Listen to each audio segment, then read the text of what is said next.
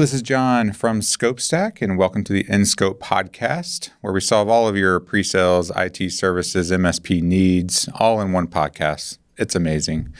Happy to have Nick Wolf here from Evo Security. Nick, thanks for joining us, man. Yeah, thank you so much for having me. Pleasure to be here.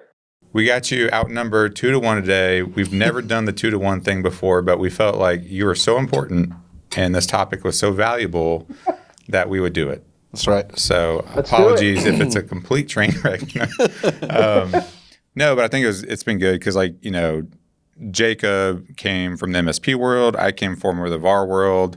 You've seen a lot of that on both sides. And I think we just wanted to have this, kind of candid conversation around what are the trends in the MSP space? What are we seeing? How are we collectively trying to solve it? And then, provide a little bit of direction at the end of the show to MSP solution providers around some of these topics. So everyone game for that?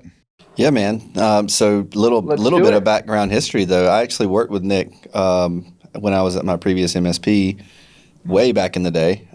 You were at Datto, and then maybe even again when you were at Barracuda, if I'm not mistaken. Does that ring a bell? I mean, I know you had 1,000 accounts.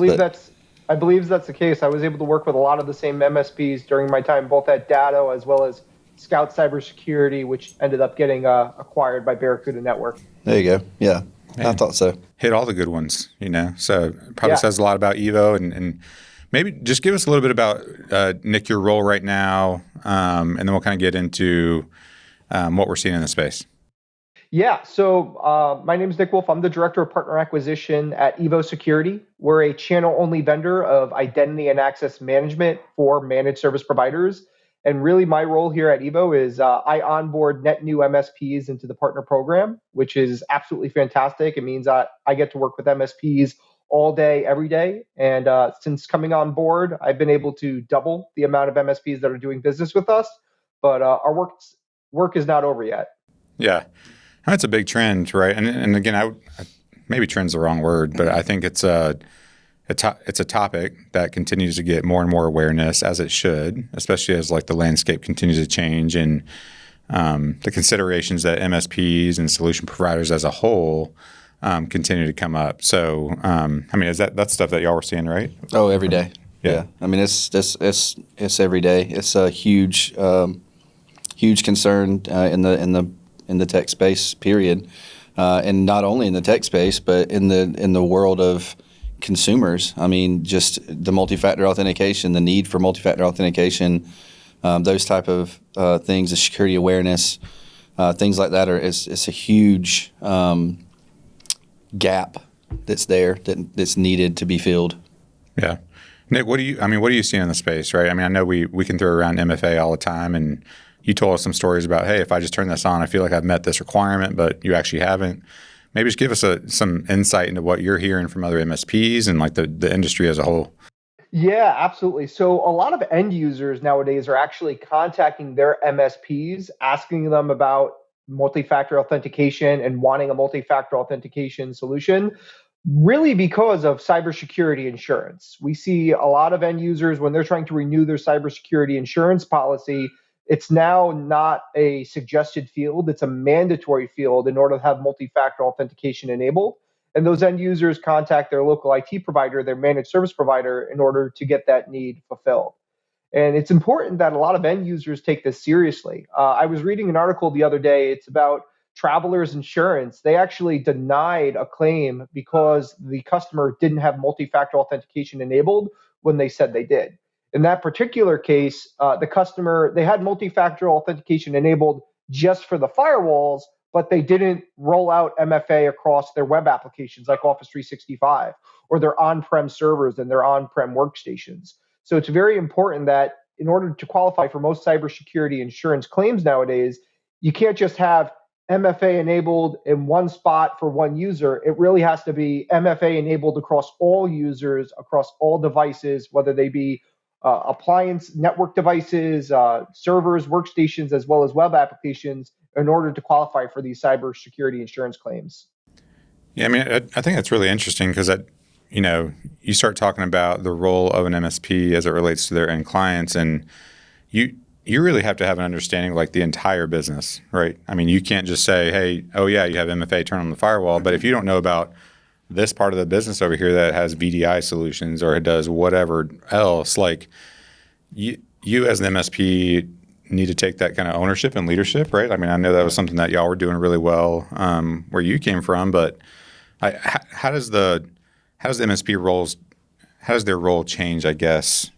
I think it's determined by their business model. A lot of, like you said, I mean, I think where I came from, we UNG did a great job of really driving their customers' technology. And I think it comes down to how you do that.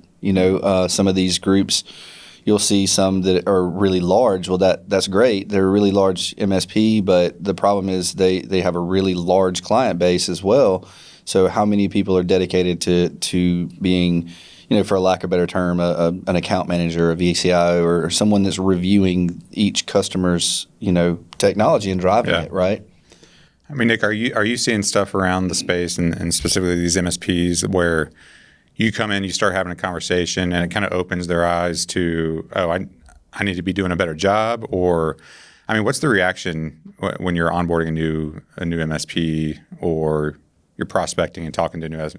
Yeah, a lot of MSPs are leaving money on the table right now. There's a lot of direct vendors that are out there that will sell MFA straight to the customer, and that's revenue that the MSP could start capturing by reselling a channel-only vendor versus just telling your customer, oh, go to Microsoft Authenticator, do it yourself with Duo or Okta. That's money on the table that MSPs can now capture by reselling the MFA platform to their customers, as opposed to just pointing that customer in a direction of a certain tool.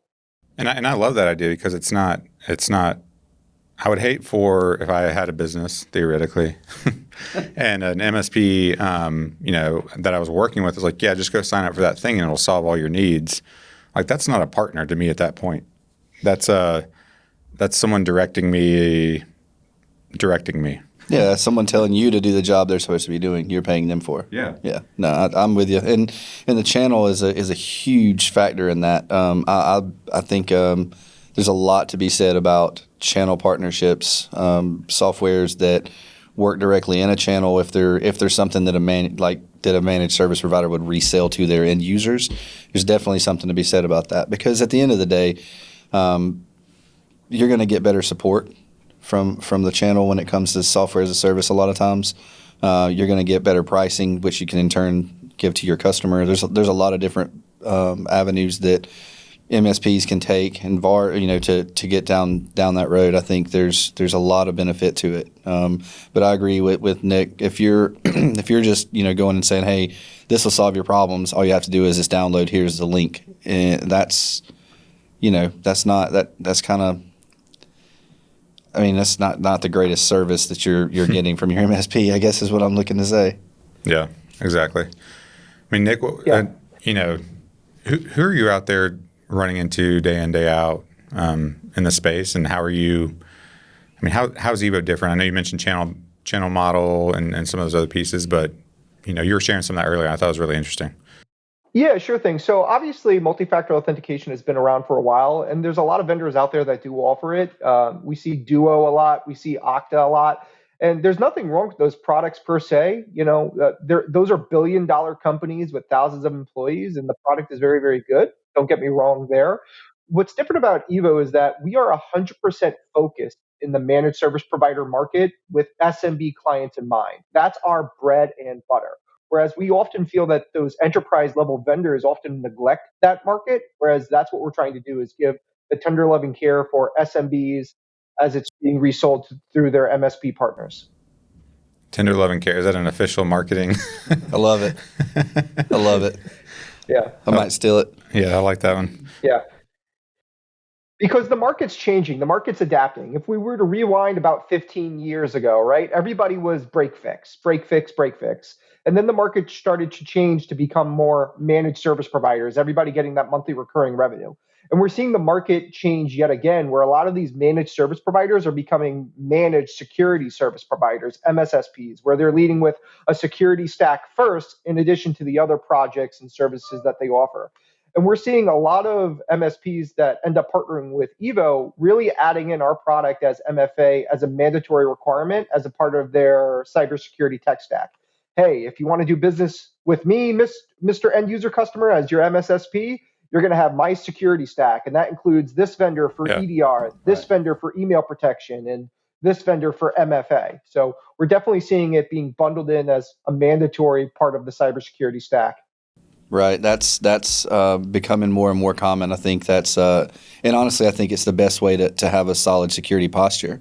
I think that the MSPs have been bitten too many times by not doing something like that for multiple reasons. For one, the customer not having security causes the MSP to have to remediate issues much more often, obviously.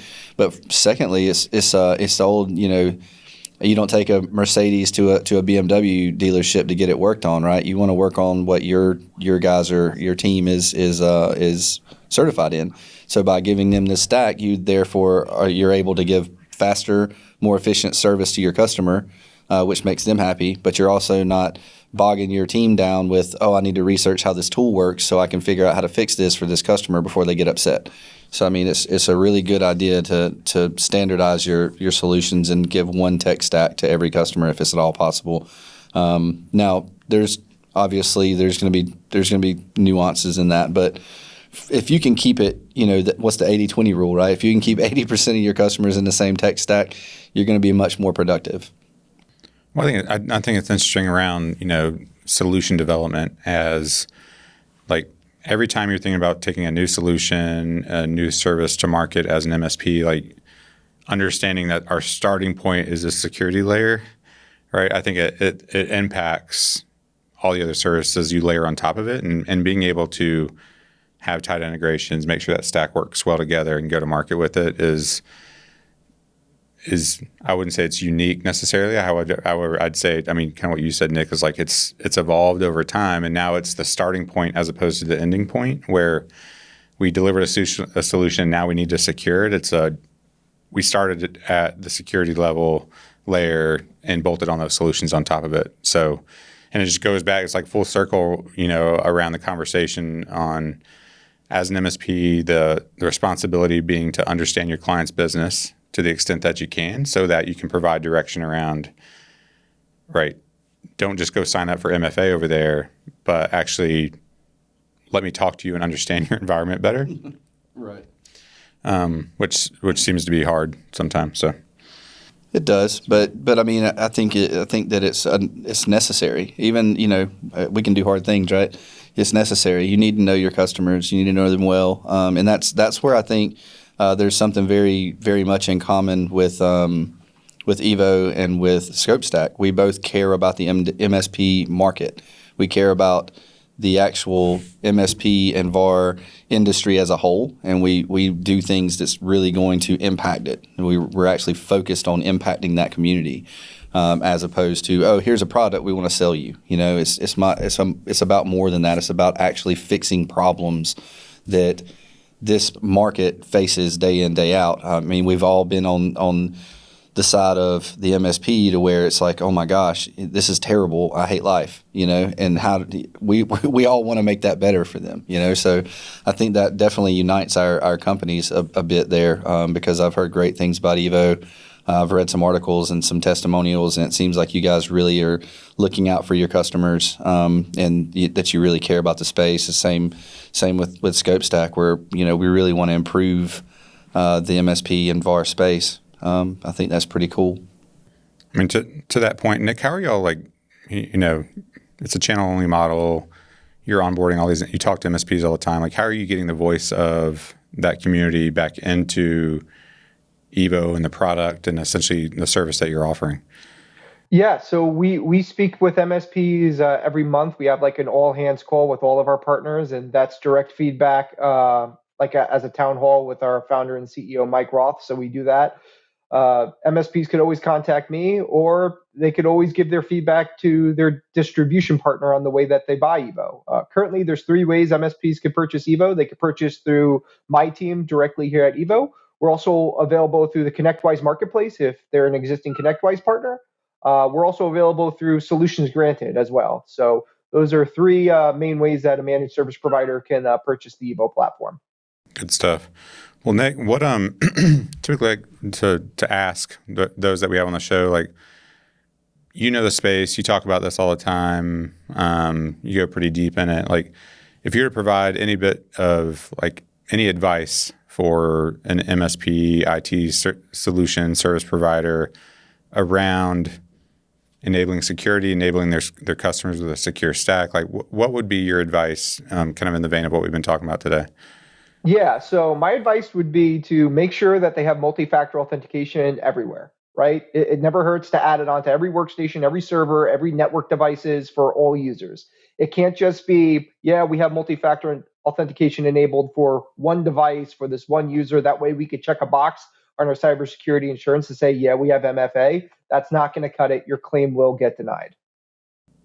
Got it. I mean, that's pretty easy. Yeah. I mean, well, easier said than done, right? But as we've seen, and as you mentioned, Nick, like, it's oftentimes overlooked and it doesn't get addressed, and then bad things happen. So yeah, it's the easiest way to protect your business. Even Microsoft, the statistic from Microsoft is that by having multi-factor authentication enabled, it will block 99.9% of attacks just by having MFA turned on.